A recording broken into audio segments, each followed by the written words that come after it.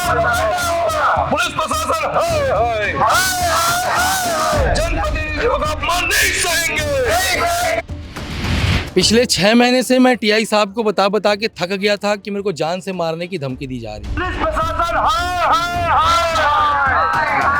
Police प्रशासन मुर्दाबाद मुर्दाबाद मुर्दाबाद। या जिस व्यक्ति के साथ सत्ता और सरकार नहीं खड़ा है, क्या उसके साथ न्याय नहीं करेंगे? क्या तुमको बताया क्यों छोड़ दिया गया था? क्यों नहीं बताओगे सर?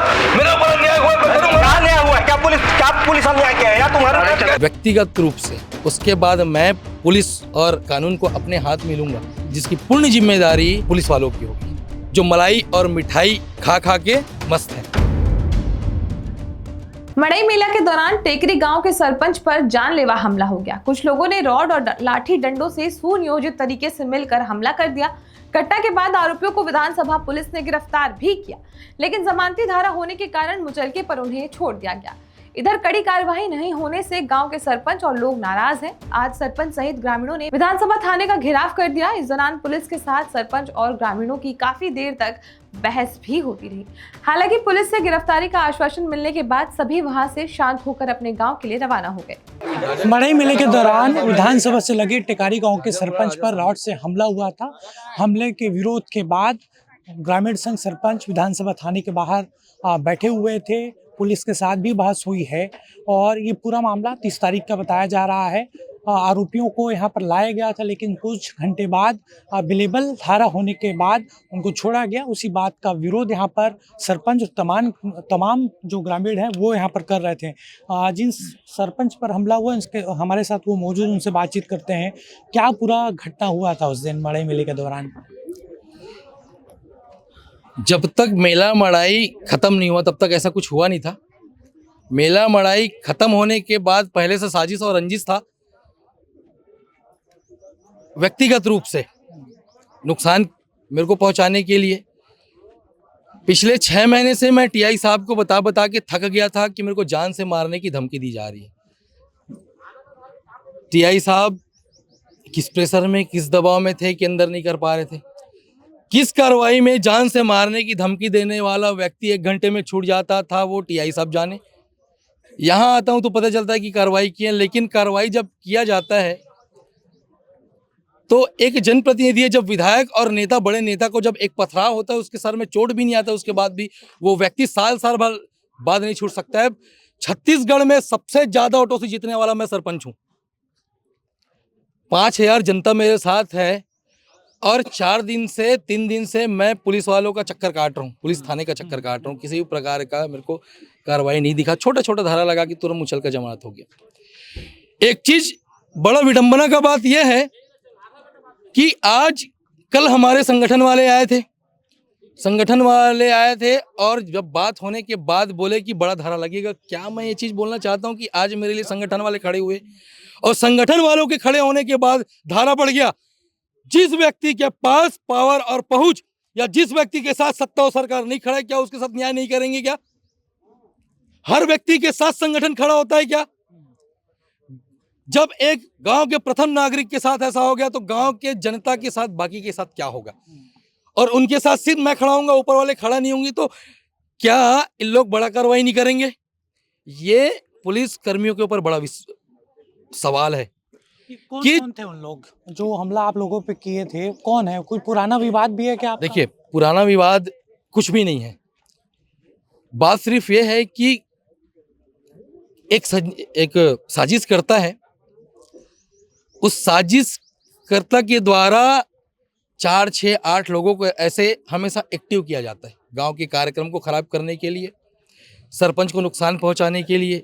सरपंच जब गाड़ी से जाता रहे तो उधर से गाड़ी से आकर के बोलने के लिए, अच्छा मैं 4 भाई हूं, मैं आपको बता दूं, ये बोलने के लिए कि 4 भाई में एक न एक खत्म हो जाओगे, ये बोलने के लिए उनको भिड़ाया जाता है। प्रत्येक दिन ग्रुप में दारू पी करके आते और जाते वक्त मेरी माँ और मेरी बहन को गाली बकने के लिए, ये सब चीज के लिए एक व्यक्ति है जिसके द्वारा ये करवाया जाता। उस दिन भी साजिश था, क्योंकि जो ड्रोन चल रहा था वो लाइव चल रहा था और रिकॉर्डिंग हो रहा था। रिकॉर्ड बंद होने के बाद, ड्रोन बंद होने के बाद 80 वॉलंटियर के वहां के जाने के बाद जो अचानक हमला किए हैं, पूरा साजिश के तहत और प्लानिंग के तहत यह हुआ है।